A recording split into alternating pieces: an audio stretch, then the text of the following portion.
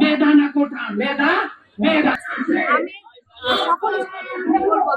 আমরা 35 নিয়ে যে দাবি নিয়ে নামছি এটা শুধু আজকের দাবি না, 2012 সাল থেকে এই দাবি 12 বছর চলতেছে।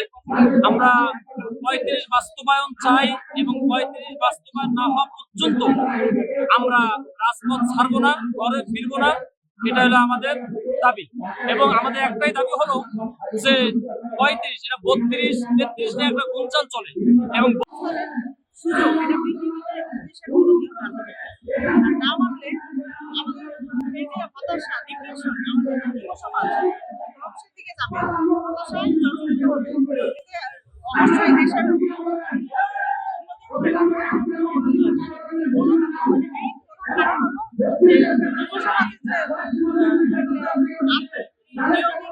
বিষয়টা যখন হলো এডিসি আরন আমাদের শিক্ষার্থীর উপর মারছে তখন আপনারা যুক্তি দিতেন 35 বার, আর এখন আপনারা যখন ইয়াতে পাইতেন জায়গা পাইতেন তখন আপনাদের বলতে হিসাবত হয়, তখন আপনারা বলতে 32 হিসাবত হয়। 32 বলবেন কেন? ওই এটা বয়স সীমা 40-45 হতে পারে। আপনি বয়সের প্রেমে এই শিক্ষার্থীদেরকে বেঁধে রাখতে পারেন না।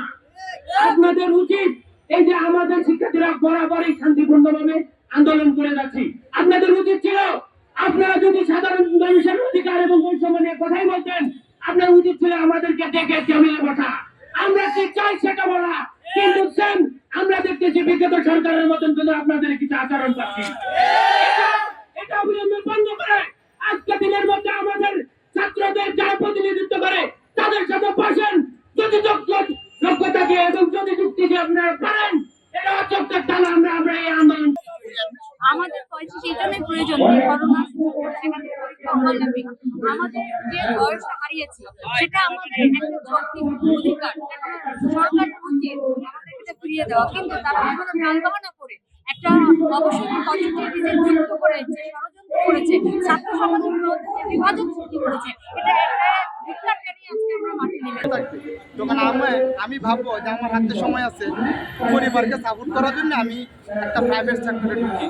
এই ভাই মনে করবে যে আমার হাতে 5,000 টাকা আছে, আমি কিছু ছাগল কিনি, কিছু মুরগি কিনে আমি দেখি আমি নিজে কর্মসংস্থান তৈরি করতে পারি কিনা।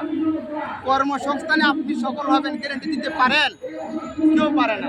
সবাই যে একই কর্মসংস্থানে সফল হবে এটা কেউ নিশ্চিত দিতে পারে না। আমি নিজে কোয়েল পাখির কামার দিয়েছি, 50,000 টাকা জমি বন্ধ। চাকরি আবেদন করতে পারবো 35 পর্যন্ত, তাই না?